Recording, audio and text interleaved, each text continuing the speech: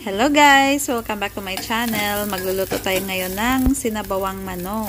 As usual, gisahin natin ang mga spices kagaya ng onion, garlic, kamatis. At paghalo-haluin lang natin. Meron ako ditong drumstick ng manok. Ayan, ilagay na natin. Lagyan din natin ng konting paminta at boiled water para mabilis kumulo. Ilalagay ko na din yung dehydrated na lemongrass, tapos drumstick ng malunggay. Takpan lang para kumulo.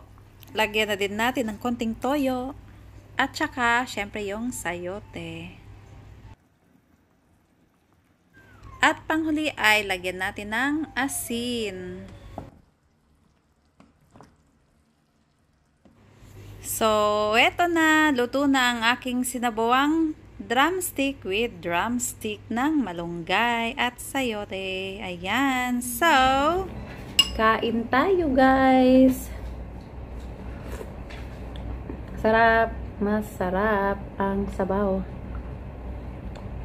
na may drumstick ng malunggay or yung bunga ng malunggay.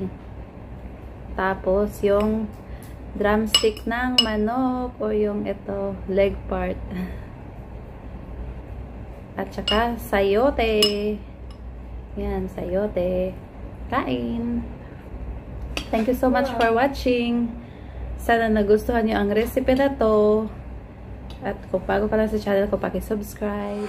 At see you next time!